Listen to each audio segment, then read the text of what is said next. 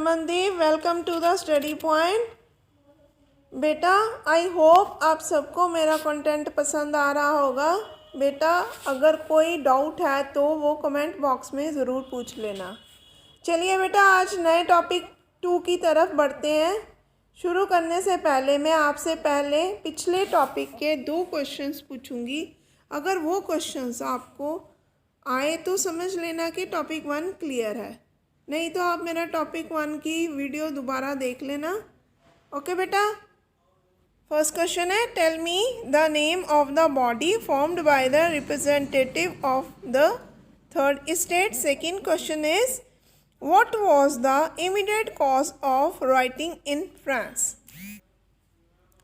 चलिए बेटा स्टार्ट करते हैं, टॉपिक 2 की तरफ बढ़ते हैं। The outbreak of the revolution, जो क्रांति की, जो रेवोल्यूशन मतलब क्रांति, उसकी शुरुआत, आउटब्रेक कैसे शुरू हुआ। 16 had to increase the taxes for the reason you have learned in the previous section. How do you think he could have gone about doing this? In France, the old regime of the monarch did not have the power to impose taxes according to all to his will alone. Rather, he had to calling a meeting of the State General, which would then pass his proposal for a new taxes. The State General was the political body to which 3 states sent their representatives.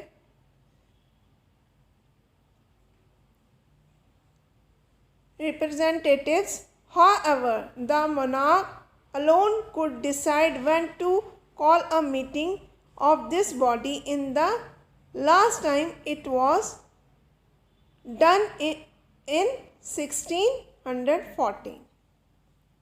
बच्चों आप इसमें देख चुके हो कि जो Lewis 16 है उसने क्या किए थे, इंक्रीज कर दिए थे, कर बढ़ा दिए थे। पुराने जो राजतंत्र के चलते फ्रांसीसी सम्राट अपनी मर्जी से कर नहीं लगा सकते थे, ठीक है। पुराना राजतंत्र ओल्ड रिजाइम के चलते हुए वो अपना कर नहीं इम्पोज नहीं मतलब लगा नहीं सकते थे ज़बरदस्ती। इसके लिए उसने स्टेट जनरल की बैठक बुलाकर नए जो टैक्स थे उसके प्रस्तावों को मंजूरी लेनी पड़ती थी, उसके प्रपोज़ल को, न्यू टैक्सेस के प्रपोज़ल को उसको मंजूरी लेनी पड़ती थी। अब क्या था, स्टेट जनरल जो एक पॉलिटिकल बॉडी थी, स्टेट जनरल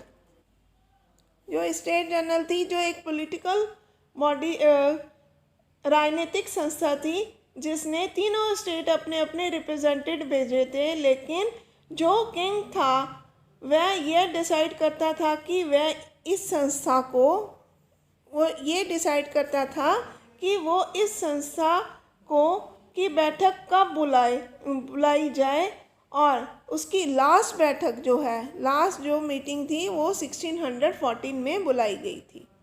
क्लियर बेटा, first paragraph. Now come on the second paragraph. On 5 May 1789, Louis XVI called together an assembly of the State General to pass control for the new pass proposal for new taxes. A resplendent hall in Versailles was prepared to have host a delegate. The first and the second state sent 300 representatives, each who were seated in a row facing each other on 2 sides, while the 600 members of the third state had to stand at the back. The third state was represented by the more prosperous and educated members. Peasants, artisans, and women were denied entry to the assembly. However, their grievances and the demand were listed in some 40,000 letters which were representative had brought with them. अब बेटा इसमें क्या है, Lewis 16 जो था वो 5 मई 1789 को 5 मई 1789 को नए जो न्यू टैक्सेस थी उसकी उसने एक प्रपोज़ल रखी, ठीक है। और प्रपोज़ल रखी के लिए जनरल स्टेट की जो मीटिंग बुलाई, रिप्रेजेंटेटिव की मेज़बानी में वो के लिए वासराय के जो आलीशान जो रिप्लेंडेड हॉल जो था, जिसको बोलते हैं आलीशान महल, जिसको भवन बोलते हैं, को सजाया गया। पहले और दूसरे स्टेट के जो रिप्रेजेंटेटिव थे वो 300 प्रतिनिधि भेजे गए, जो आमने सामने की कतारों में बिठाए गए। रिप्रेजेंटेटिव भेजे गए जो आमने सामने ईच अदर साइड बिठाए गए, और उसमें से तीसरे स्टेट के जो 600 मेंबर्स थे वो उनके पीछे खड़े किए गए। अब तीसरे स्टेट के जो मेंबर थे, रिप्रेजेंटेटिव थे, थर्ड स्टेट रिप्रेजेंटेटिव बाय मोर, जो कि बहुत ज़्यादा एजुकेटेड मेंबर थे, समृद्ध थे, पढ़े लिखे लोग थे, वो थे तीसरे स्टेट के जो। फिर उसके बाद जो पीजेंट्स, जो आर्टिस्ट लोग थे, औरतें थी, कारीगर थे, का जो एंट्री थी है ना, वो डिनाई कर दी गई, मतलब वो सभा में नहीं आ सकते थे, ठीक है। फिर भी लगभग 40,000 पत्रों से उनकी शिकायतों जो 14,000 लेटर्स हैं उनकी शिकायतें और उनकी जो मांगे थी उसकी एक लिस्ट तैयार की गई, जिसे रिप्रेजेंटेटिव अपने साथ लेके गए थे, ठीक है। उनकी जो लिस्ट थी वो तैयार की गई, जिससे कि रिप्रेजेंटेटिव को उनकी जो लिस्ट में जो भी उनकी मांगे थी उनको बताया गया था और उन्होंने उनके सामने पेश की। Third paragraph, voting in the state journal in the past had been conducted according to the principle that each state have one vote. This time 2 Louis 16 was determined to continue the same practice, but member of the third state demanded that voting now be conducted by the assembly as whole, where each member would have one vote. This was one of the democratic principles put forward by the philosophers like Rousseau in his book The Social Contract. When the king rejected this proposal, the member of the third estate walked out of the assembly in protest. अब बेटा इसमें क्या है, इस paragraph में state general थे ना, state general के नियमों के अनुसार प्रत्येक जो स्टेट थी को एक वोट देने का ही राइट था, ठीक है, ओनली वन वोट। लुईस 16 था जो इसी ट्रेडिशन का पालन कर रहा था, पर तीसरे वर्ग के प्रतिनिधि ने मांग रखी कि अब की बार पूरी सभा, ठीक है, अब की बार पूरी जो सभा थी, होल जो थी असेंबली, यह एक जो डेमोक्रेटिक प्रिंसिपल था, जिसे मिसाल के तौर पर रूसो ने अपनी बुक द सोशल कॉन्ट्रैक्ट में प्रस्तुत किया। बताया कि क्या था इसमें। जब किंग ने इस प्रस्ताव को नहीं माना तो इस तीसरी स्टेट के जो मेंबर्स थे उन्होंने इसका विरोध किया और असेंबली से बाहर चले गए। क्लियर बेटा? Now come on the fourth paragraph. The representative of the third estate viewed themselves as a spokesman for the whole French nation. On 20th June, they assembled in the hall of an ordered tennis court in the ground of Versailles. They declared themselves a national assembly and swore not to despair till they had drafted constitution of the France that would limit the power of the monarch. They were led by the Mirabeau and Abbé. They were led by the Mirabeau and Abbé Sieyes. Mirabeau was born in the noble family but was convinced of the need to do away with the society of the feudal privilege. He brought out a journal and delivered powerful speech to the court assembled at the Versailles. जो तीसरे state के जो representative थे खुद को जो पूरे तरह फ्रांसीसी सम्राट राष्ट्र को के जो स्पोक्स पर्सन मानते थे, वो 20 जून को ये जो रिप्रेजेंटेटिव थे वार्सेल की इंडोर टेनिस कोर्ट में जमा हुए। उन्होंने अपने आपको नेशनल असेंबली घोषित किया। क्या उसने किया? नेशनल असेंबली उन्होंने अपने आप को बताया। और ये उन्होंने शपथ ली कि जब तक सम्राट की शक्तियों का कम करने वाला संविधान तैयार नहीं होगा तब तक असेंबली को डिसॉल्व या डिसअपीयर ही किया जाएगा। ठीक है, एक तो फ्रांस के उसकी पावर्स को कम कर दिया गया और कॉन्स्टिट्यूशन को बनाया गया। ठीक है, क्लियर बेटा? उसका जो उसके हेड थे है ना, वो कौन था? जो उसके हेड थे वो थे मिराबियो और आबे। सीए ने इसके हेड थे। मिराबियो का जन्म एक बहुत ही नोबल फैमिली में, कुलीन जिसको बोलते हैं कुलीन परिवार में हुआ था, और लेकिन वह एक फ्यूडल प्रिविलेजेस सामान्य विशेषताएं जिसको बोलते हैं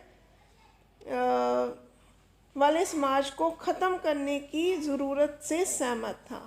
उसने एक पत्रिका निकाली। He brought out a journal and delivered powerful speeches to the crowds assembled at Versailles. फिर क्या था? उसने एक पत्रिका निकाली और वार्साय में जुटी भीड़ के सामने ज़ोरदार भाषण भी दिए।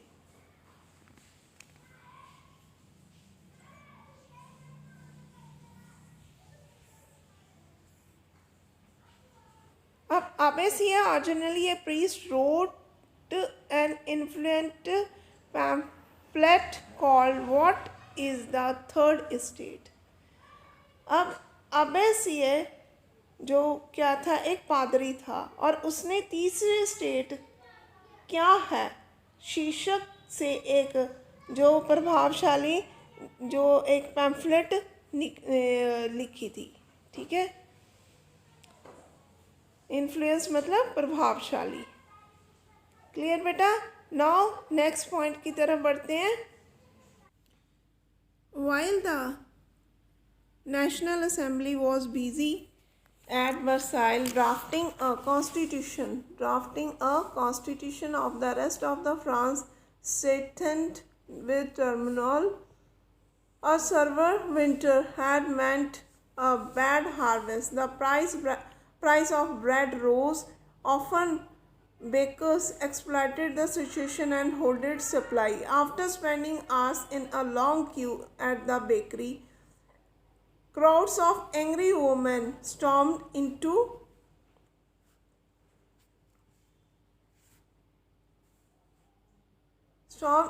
the shops. At the same time, the king ordered troops to move into the Paris on 14 July. The agitated crowd stormed and destroyed the Bastille. अब क्या था बेटा? जिस वक्त जो नेशनल असेंबली थी उसका संविधान का जो प्रतिरूप था वो तैयार किया जा रहा था। ठीक है, वो उसका प्रतिरूप तैयार किया जा रहा है, ड्राफ्ट किया जा रहा था उसको। अब पूरा फ्रांस में आंदोलन चल रहा था। कड़ाके की जो ठंड थी, सर्वर मतलब कड़ाके की ठंड थी के कारण फसल मारी गई थी और पावर रोटी की कीमत आसमान छू रही थी। ठीक है, जो ब्रेड की जो कीमत थी वो आसमान छू रही थी।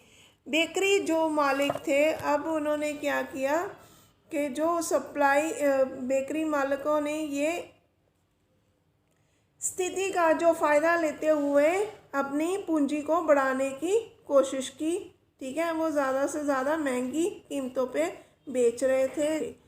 बेकरी की दुकानों पर घंटों के इंतज़ार के बाद जो औरतें थी वो एक लाइन में खड़ी थी और वो काफ़ी गुस्से में थी और एकदम से ये गुस्साई औरतों की भीड़ ने दुकान पर धावा बोल दिया। दूसरी तरफ सम्राट ने जो सेना को पेरिस में आने का जो ऑर्डर दे दिया था, ठीक है, और 14 जुलाई को वास्तिल पर धावा बोलकर उसने एजिटेटेड क्राउड स्टॉर्म जो 14 जुलाई को जो एजिटेटेड क्राउड थी उसकी भीड़ जमा हो गई और डिस्ट्रॉय कर दिया उन्होंने क्या, जो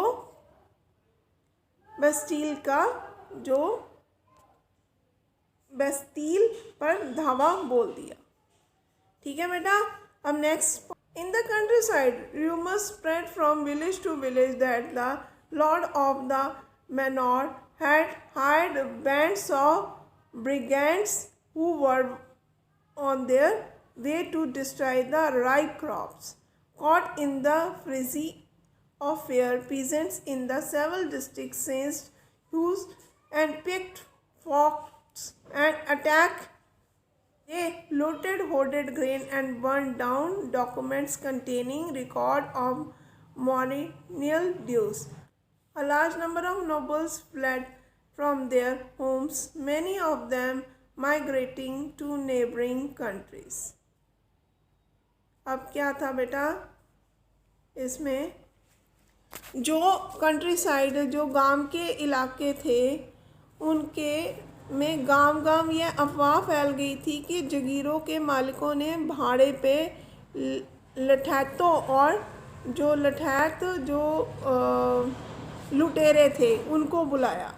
ठीक है, गिरोह को बुला लिया और जो पकी हुई फसलें थी उनको क्या था, डिस्ट्रॉय करने के लिए वो निकल पड़े थे। कई जिलों में यह भय हो गया था और किसानों ने जो लुटेरे थे उनको ग्रामीण किलों में हमला कर दिया। ठीक है, उन्होंने अन्न भंडारों को जो होर्डेड ग्रेन्स थे और भंडारों को लूट लिया और लगान संबंधी दस्तावेजों को जलाकर राख कर दिया। डॉक्यूमेंट्स उन्होंने कंटेनिंग जो रिकॉर्ड थे मोनारियल ड्यूज के जो जिस पे वो लगान लेते थे उन दस्तावेजों को उन्होंने क्या किया, जला के राख कर दिया। फिर क्या था, जो कुलीन बड़ी संख्या में अपनी जगीरें छोड़ के, जो बड़े लोग थे वो नोबल्स थे, वो अपनी जगीरें छोड़ के भाग गए और कई तो पड़ोसी देशों में जाकर उन्होंने माइग्रेट हो गए और उन्होंने शरण ले ली। ठीक है बेटा, next paragraph. Faced with the power of his revolting subject, Louis XVI finally accorded recognition to the National Assembly and accepted the principle that his power would from now on be checked by the Constitution. On the night of 4 August 1789, the Assembly passed a decree abolishing the feudal system of obligation and taxes. Members of the Calgary too forced to give up their privileges. Tithes were abolished and lands owned by the church were fascinated. As a result, the government acquired asset worth at least 2 billion livre। अब क्या था बेटा इसमें, revolting जो थी जनता, ठीक है, की शक्ति का अनुमान करते हुए लुईस 16 ने नेशनल असेंबली को अब मान्यता दे दी थी, एक्सेप्ट कर लिया था, ठीक है, उसको मान्यता दे दी थी, अकॉर्डिंग रिकॉग्नाइज कर लिया था, मतलब संविधान ही लागू किया जाएगा। फिर क्या था, 4 अगस्त, on the night of 4 August 1789 the assembly passed a decree abolishing. फिर क्या था, 4 अगस्त 1789 की रात को असेंबली ने करों, ड्यूटीज़ और ऑब्लिगेशन जो वाली सामंती व्यवस्था को ख़त्म कर दिया। पादरी वर्ग के लोगों को भी अपने विशेष अधिकार छोड़ देने के लिए कहा गया, और जो धार्मिक कर था, ठीक है, टाइल था, वो भी ख़त्म कर दिया गया, और चर्च की जो जब्त की हुई जो ज़मीन थी उसको भी ख़त्म ले लिया गया वापस। जो 2 बिलियन लिब्रे की जो थी संपत्ति असेस, वो क्या थी, हाथ में आ गई। बेटा इसमें these are the word meaning, new words, इसको अच्छे से देख लेना। कैस्टल और stately, residence belonging to the king और द नोबल। फिर उसके बाद मैनोर, the estate consisting of the lord's lands and his mansion. France became a constitutional monarchy. The National Assembly completed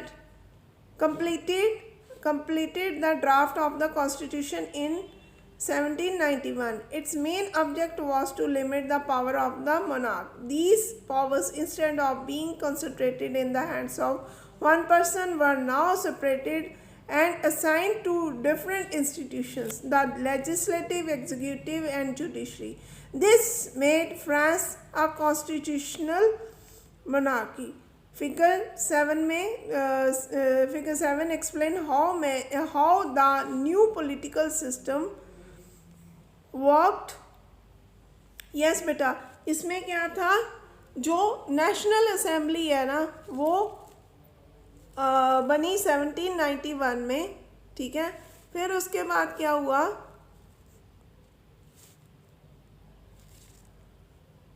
1791 में जो नेशनल असेंबली ड्राफ्ट हुई। फिर क्या था, उसका मेन जो एम था ना, वो क्या था, जो किंग की शक्तियाँ थी है ना, उसको लिमिट करना। एक व्यक्ति के हाथ में जो शक्तियाँ थी के बजाय अब वो शक्तियाँ अलग अलग डिपार्टमेंट्स में वो बदल दी गई, इंस्टेड ऑफ इसमें आ गई, जबकि एक बंदे के हाथ में ना रहते हुए। डिपार्टमेंट्स कौन कौन से थे, द लेजिस्लेटिव जो विधान पालिका, ठीक है, एग्जीक्यूटिव कार्यपालिका एंड जुडिशरी न्यायपालिका। This made France a constitutional monarch. इसने जो फ्रांस को एक संवैधानिक राजतंत्र की नींव पड़ी। इसमें क्या था, जो संविधान अब ये मोनार्क ये एक राजतंत्र करेगा, ठीक है।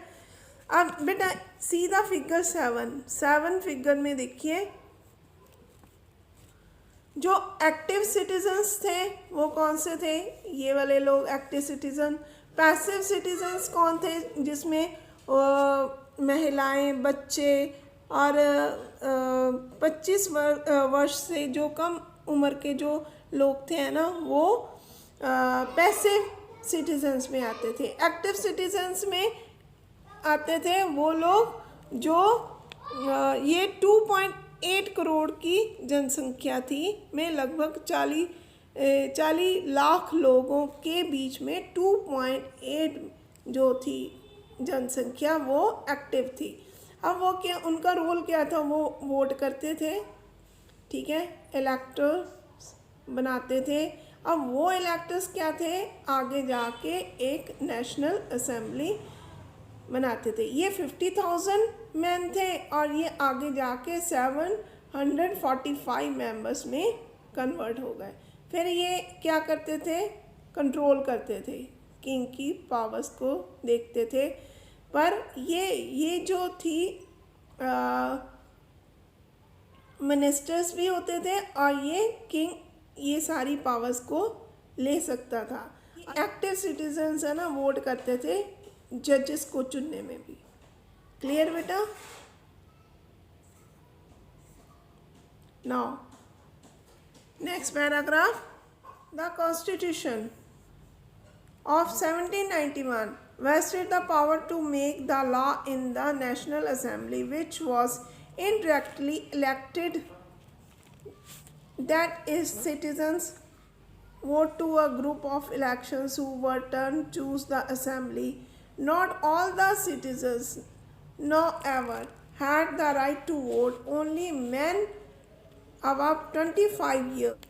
Only men above 25 years of age who paid taxes equal at least 30 days of the labor wages were given the status of the active citizens. That is, they were entitled to vote. The remaining of the men and all women were classed as passive citizens to qualifying as an elector and then as a member of the assembly. A man had to belong to the highest bracket of tax payers. अब क्या था बेटा इसमें, जो 1791 में जो संविधान कानून बनाने का राइट, नेशनल असेंबली का संविधान ने कानून बनाने का जो राइट था वो नेशनल असेंबली को दे दिया। नेशनल असेंबली इनडायरेक्ट वे से चुनी जाती थी, जैसे कि नागरिक एक ग्रुप ऑफ इलेक्शंस होते थे का चुनाव करते थे, जो पूर्ण असेंबली के सदस्यों को चुनते थे। ठीक है, turn into the assembly. Not all the citizens have to right to vote. सब सारे लोगों को राइट टू वोट नहीं था। तो 25 वर्ष से अधिक उम्र वाले ऐसे जो आदमी को एक सक्रिय एक्टिव जो वोटर्स के जिन्हें मत देने का, वोट देने का अधिकार होता था, और जो कम से कम 3 दिन की मजदूरी के बराबर टैक्स चुकाते थे। रिमेनिंग जो थे पुरुष और महिलाएं थे, जो रिमेनिंग जो थे मैन और वुमेन थे, वो उनको पैसे में रखा गया था। ठीक है, पैसे सिटीजन्स में रखा गया था। और जो निर्वाचक की योग्यता प्राप्त करने वाले तथा असेंबली के सदस्य होने के लिए लोगों को जो टैक्स देते थे उसको उच्च श्रेणी में होना ज़रूरी था। ठीक है ना, हाई टैक्स पेयर होना ज़रूरी था उन लोगों को जो मतलब इलेक्ट हो जाते थे। ठीक है बेटा, अब लास्ट पैराग्राफ की तरफ बढ़ते हैं। The Constitution began with the declaration of the right of a man and citizens, rights such as the right to life, freedom of speech, freedom of opinion, equality before law were established as natural and inalienable right. That is, they belong to each human being as a birth could not be taken away. It was the duty of the state to protect citizens' natural right. अब इस paragraph में क्या है, जो man थे है ना और जो सिटीजन्स थे उनको अधिकार की जो घोषणा पत्र डिक्लेरेशन कर दिया गया था, अधिकारों का घोषणा पत्र दे दिया गया था। ठीक है, और जीवन के अधिकार, जो बोलने का अधिकार, जो कानूनी बराबरी के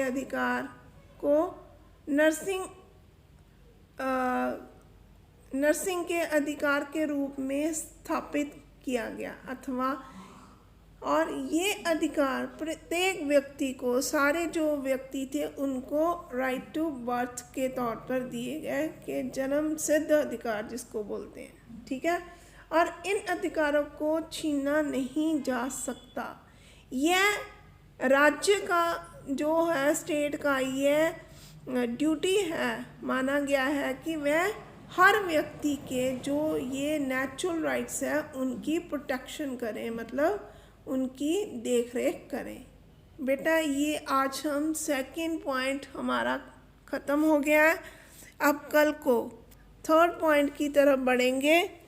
इससे पहले कि मैं आपका ये टॉपिक ख़त्म करूं, मैंने आपको ये स्टार्टिंग में बेटा 2 क्वेश्चन पूछे थे। क्वेश्चन 1 पूछा था, tell me the name of the body formed by the representative of the third state. वो उसका आंसर है नेशनल असेंबली। और सेकंड क्वेश्चन था, what was the immediate cause of writing in France. High जो prices of bread है ना, वो उसका मेन कारण था। बढ़ती कीमतें, जो ब्रेड की बढ़ती कीमतें, वो उसका मेन कारण था। बेटा I hope you understand this topic. Thank you बच्चे।